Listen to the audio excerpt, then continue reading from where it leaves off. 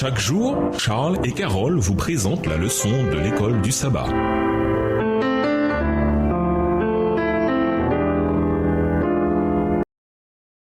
Bienvenue dans votre émission. Dieu nous parle. Nous sommes de mardi. Jésus est notre champion. Comparons 1 Samuel 8, les versets 19 et 20 à Hébreux 2, les versets 14 à 16. Qu'est-ce que les Israélites cherchaient chez un roi et comment ces souhaits se sont-ils accomplis en Jésus? 1 Samuel 8, les versets 19 et 20. Le peuple refusa d'écouter la voix de Samuel. Non, dirent-ils, mais il y aura un roi sur nous. Et nous aussi, nous serons comme toutes les nations. Notre roi nous jugera, il marchera à notre tête et conduira nos guerres. Hébreux 2, versets 14 à 16. Ainsi donc, puisque les enfants participent au sang et à la chair, il y a également participé lui-même, afin que par la mort il anéantisse celui qui a la puissance de la mort, c'est-à-dire le diable, et qu'il délivra tous ceux qui, par la crainte de la mort, étaient toute leur vie retenus dans la servitude. Car assurément, ce n'est pas un des anges qu'il vient en aide, mais c'est à la postérité d'Abraham. Les Israélites voulaient un roi pour qu'il soit leur juge et leur chef dans le combat, parce qu'ils avaient oublié que Dieu était leur roi. La restauration complète du royaume de Dieu sur son peuple est arrivée avec Jésus. En tant que notre roi, Jésus nous conduit dans le combat contre l'ennemi.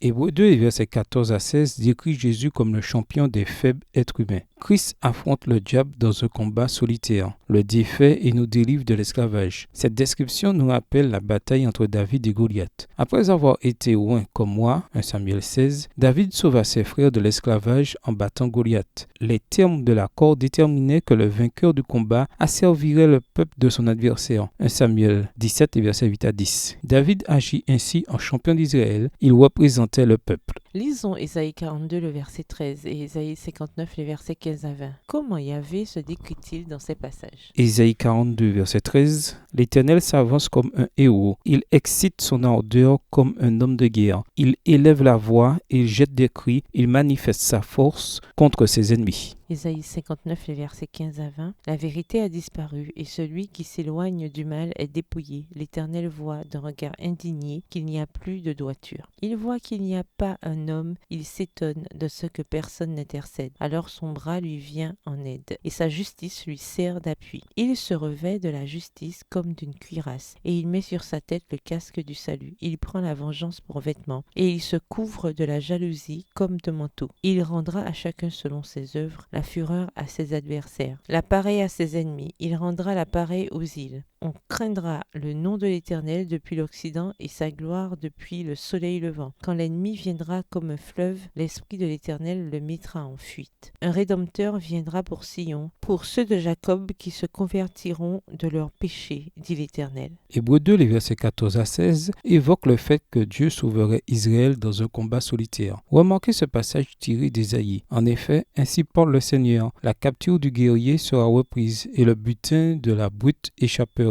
J'attaquerai ceux qui t'attaquent et je sauverai tes fils. Ésaïe 49, verset 25. En tant que chrétiens, nous pensons souvent que nous sommes engagés dans un combat solitaire contre Satan. Quand on lit Éphésiens 6 et versets 10 à 18, nous voyons que certes, nous sommes engagés dans un combat avec le diable, mais Dieu est notre champion et il va au combat au-devant de nous. Nous faisons partie de son armée et c'est pourquoi nous devons utiliser son armure. De plus, nous ne combattons pas seuls. Le « vous » dans Éphésiens 6 est un pluriel. En tant qu'Église, nous revêtons l'armure et nous combattons ensemble derrière notre champion qui est Dieu lui-même. Que signifie revêtir l'armure de Dieu? Dans nos luttes quotidiennes avec le moi, avec la tentation, etc., comment nous servons-nous de la puissance qui nous permet, par la force de Dieu, d'être fidèles? Au revoir. Et à demain si Dieu veut.